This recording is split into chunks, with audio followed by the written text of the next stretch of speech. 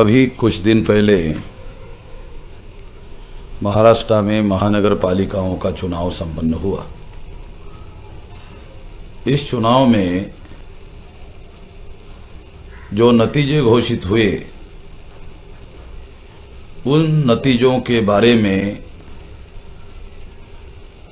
बहुत बड़ा असंतोष लोगों के मन में फैल गया है। ये असंतोष ईवीएम मशीन के विरोध में है। हम लोगों ने इसके पहले ही 2014 में जब लोकसभा का चुनाव संपन्न हुआ और भारतीय जनता पार्टी ने बड़े पैमाने पर विजय हासिल की, पूर्ण बहुमत की सरकार बनाई, उसके बाद हम लोगों ने सारे देश भर में इसके ईवीएम मशीन के विरोध में अभियान चलाया था। ईवीएम मशीन में घोटाला हो सकता है, ऐसा निर्णय सुप्रीम कोर्ट ने दिया है 8 अक्टूबर 2013 को। ये निर्णय डॉक्टर सुब्रमण्यम स्वामी ने 2004 और 2009 में जो लोकसभा का चुनाव हुआ, जिसमें कांग्रेस ने घोटाला करके चुनाव जीता, ऐसी केस उन्होंने दायर की थी। उसके विरोध में सुप्रीम कोर्ट ने 8 अक्टूबर 2013 को यह निर्णय दिया, केवल ईवीएम मशीन के आधार पर फ्री, फेयर एंड ट्रांसपेरेंट चुनाव नहीं हो सकता। यदि फ्री, फेयर एंड ट्रांसपेरेंट चुनाव कंडक्ट करना है तो चुनाव आयोग को वीवीपीएटी मशीन लगाना होगा। मगर लोकसभा के चुनाव में नागालैंड, मिजोरम के बाजू में केवल 13 जगह यानी 0.68% मशीन लगाया था। इसका मतलब यह है कि 99 जगह पर वीवीपीएटी मशीन, जो घोटाला पकड़ने वाली मशीन है, नहीं लगाया था।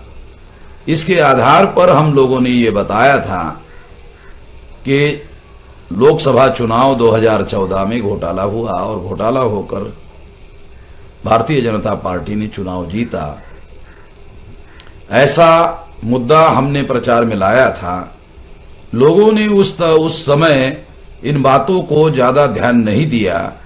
मगर जब महाराष्ट्र में महानगर पालिकाओं के चुनाव हुए और उसमें लार्ज स्केल ईवीएम में गड़बड़ियां हुई और लोगों ने अपनी आंखों से देखा और कैंडिडेट लोगों ने अपनी आंखों से देखा, इसकी वजह से यह असंतोष बहुत बड़े पैमाने पर फैला हुआ है और इसके विरोध में सारे महाराष्ट्र में अलग अलग जगह पर आंदोलन चल रहे हैं और कुछ लोग हाईकोर्ट में भी गए हुए हैं।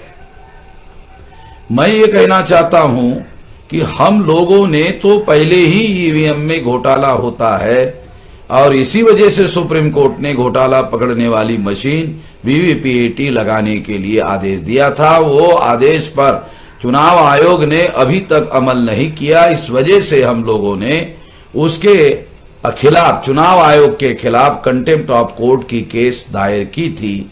2 जनवरी 2017 को सुप्रीम कोर्ट ने इस पर हियरिंग की और हियरिंग करने के बाद चुनाव आयोग को इसके बारे में सवाल पूछा कि आप कब तक वीवीपीएटी मशीन लगाने वाले हो।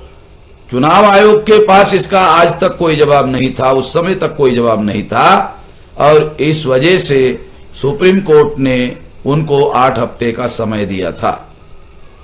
अभी तक चुनाव आयोग ने इसका कोई जवाब दाखिल नहीं किया है। हम लोग ऐसा सोचते हैं कि केवल कोर्ट में जाने से इस समस्या का हल नहीं होगा। कोर्ट में जाना एक उपाय है, मगर सबसे इंपॉर्टेंट बात यह है कि जब सुप्रीम कोर्ट ने ईवीएम में घोटाला होता है, जब यह निर्णय दिया है, तो ज्यादा से ज्यादा लोगों को उस पर अमल करने के लिए, चुनाव आयोग पर दबाव डालने के लिए आंदोलन करने की जरूरत है। आंदोलन करने से अमल होगा, केवल कोर्ट में जाने से इस समस्या का हल होने वाला नहीं है। कोर्ट में जाने से ये लागू नहीं होगा। आज सुप्रीम कोर्ट ने ईवीएम मशीन के घोटाले के विरोध में निर्णय देके 3 साल 4 महीने हो गए, मगर चुनाव आयोग अभी तक उस पर अमल नहीं कर रहा है। उसके लिए सबसे ज्यादा आंदोलन की जरूरत है।